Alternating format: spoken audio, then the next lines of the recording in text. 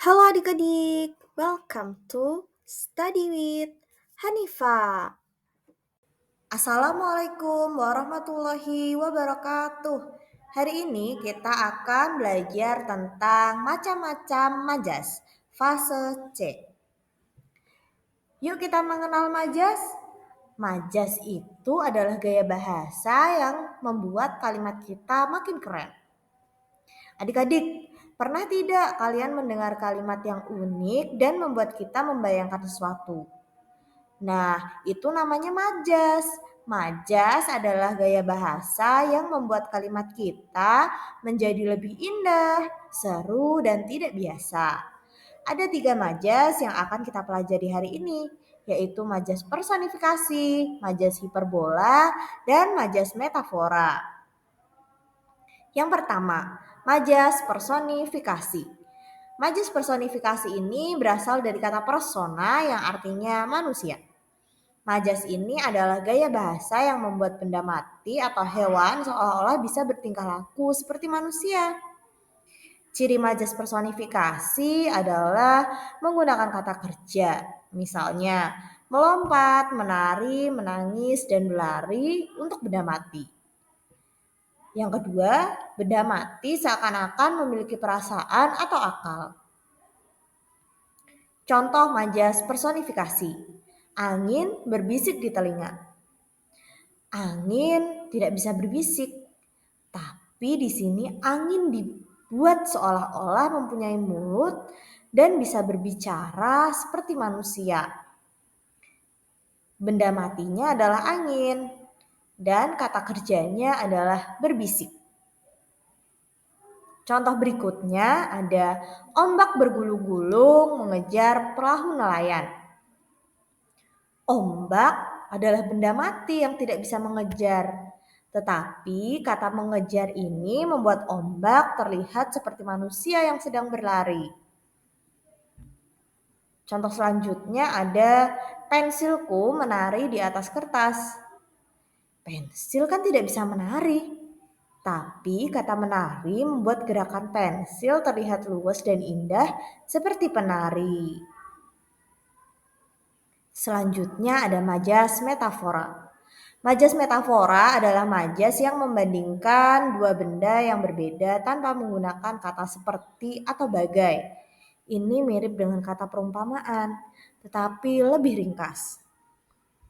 Ciri dari majas metafora adalah menggunakan perbandingan dua hal yang berbeda tanpa kata sambung.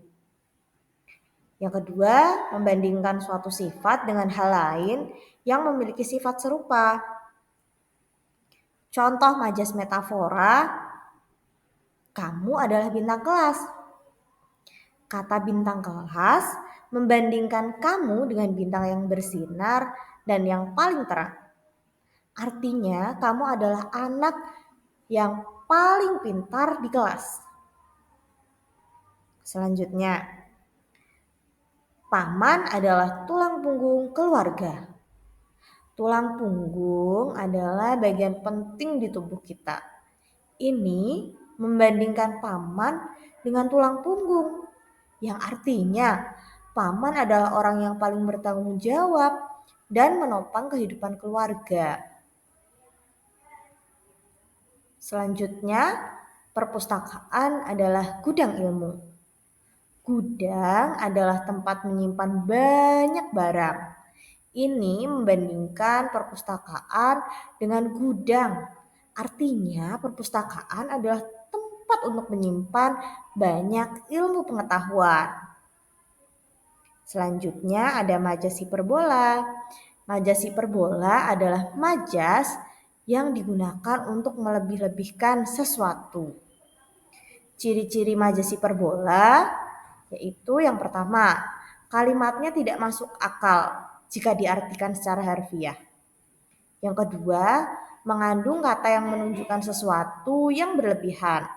Misalnya, sangat, sekali, beribu-ribu, sejuta. Contoh majas hiperbola, suara tangisnya sampai menggelegar membelah angkasa. Tentu saja, suara tangis tidak bisa benar-benar membelah angkasa, bukan? Kalimat ini bertujuan untuk melebih-lebihkan betapa keras dan pilunya suara tangisan itu. Contoh selanjutnya, harganya selangit. Aku tak sanggup membelinya. Harga suatu barang tidak mungkin mencapai langit. Ungkapan ini digunakan untuk menggambarkan bahwa harga barang tersebut sangat mahal. Contoh selanjutnya ada melihat pemandangan itu membuat hatiku bergetar dahsyat. Hati ini tidak bisa bergetar sedahsyat gempa. Kalimat ini digunakan untuk mengekspresikan betapa terkejut atau takjubnya seseorang saat melihat suatu pemandangan. Tujuan penggunaan majas yang pertama, memperindah dan menghidupkan tulisan. Majas membuat tulisan atau ucapan menjadi lebih menarik dan tidak monoton dengan menggunakan bahasa yang tidak biasa atau harfiah. Majas memberikan nilai estetika dan artistik pada karya sastra, puisi, atau bahkan percakapan sehari-hari. Yang kedua, memberikan penekanan dan efek emosional. Majas digunakan untuk menekankan suatu makna atau perasaan. Misalnya, majas hiperbola. Hatiku hancur berkeping-keping. Digunakan untuk menunjukkan betapa dalam rasa sedih, bukan sekedar rasa sedih biasa. Majas juga membantu dalam menyampaikan emosi penulis atau pembicara secara lebih mendalam dan intens. Yang ketiga, menciptakan imajinasi dan gambaran jelas. Dengan majas, pembaca atau pendengar diajak untuk membayangkan suatu objek atau peristiwa. Misalnya, dalam majas metafora, ia adalah singa di medan perang.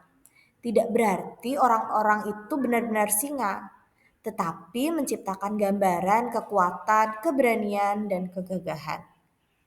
Yang keempat, mempersingkat dan memperjelas makna. Beberapa majas seperti eufemisme atau penghalusan kata digunakan untuk memperhalus ungkapan yang mungkin terasa kasar atau tidak menyenangkan, sehingga komunikasi tetap berjalan lancar tanpa menyinggung. Yang kelima, membangkitkan minat dan daya tarik.